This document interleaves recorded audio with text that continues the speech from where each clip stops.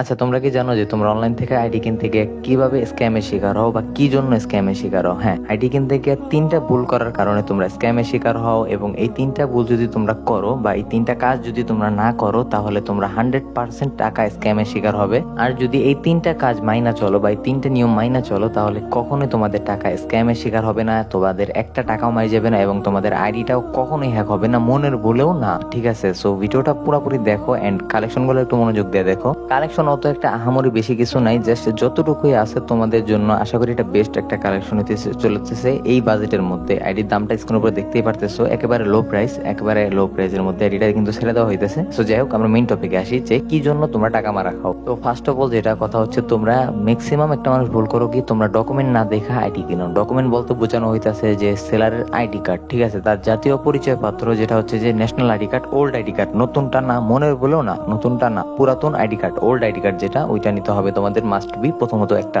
ID কার্ডের, ওই ID কার্ডটা সামনের সেটের পিক এবং পিছনের সেটের পিক। ঠিক আছে, একটা কারণ গেল যে তোমরা আইডি কার্ডের সামনের সেট এবং পিছনের সেট দেখবে, এবং দ্বিতীয় কারণটা হইতাছে যে তোমরা সেলারের সাথে ম্যাক্সিমাম মানুষ বেয়াদবি করো। হ্যাঁ, তোমরা সেলারের সাথে খারাপ ব্যবহার করো, অথবা সেলারে ঘোরাও, বা যেসব কাগজপত্র চাওয়ার কথা ওগুলো তোমরা আইসাই আগে চাও না, এগুলা করবা না। তোমরা অ্যাকাউন্ট যখন কিনবা বা যখন পেমেন্ট করবা, পেমেন্টের আগে এগুলা চাওয়ার নিয়ম। ঠিক আছে, এবং তোমরা নিয়মের বাহিরে কাজ করো, এবং কি কিছু কিছু কথা সেলার বলে যে এগুলা নিয়মের বাহিরে, ওই কাজগুলো তোমরা বেশি বেশি করো। নিয়মের বাহিরে দয়া করে কোনো কাজ করবা না যদি টাকা মারা খাইতে না চাও। ঠিক আছে, এখন সেলার যে নিয়ম বলবো এটা তো নিয়ম জানোই, তাই না? ভিডিওতে যেসব নিয়মের কথা বলা হয়েছে অতটুকুই, নিয়মের বাহিরে কিছু না, এক্সট্রা কিছু করবা না। ঠিক আছে, সো থার্ড, 3 নাম্বার কারণটা হইতাছে যে তোমরা ট্রেড লাইসেন্স দেখো না। এখন বলবা যে ট্রেড লাইসেন্সটা কি? ট্রেড লাইসেন্স তোমরা চিনি না। হ্যাঁ, ট্রেড লাইসেন্স তোমরা অনেকে চিনবা না, তোমরা যারা বারবার স্ক্যাম শিকার হয়েছো, তোমরা ট্রেড লাইসেন্স কখনো চিনবা না বা চিনার কথাও না। ট্রেড লাইসেন্স হইতেছে একটা সেলারের মাথা বা একটা সেলারের তোমার ইন টোটাল তার পরিচয়। ঠিক আছে, একজন সেলার বা একজন ব্যবসায়ী,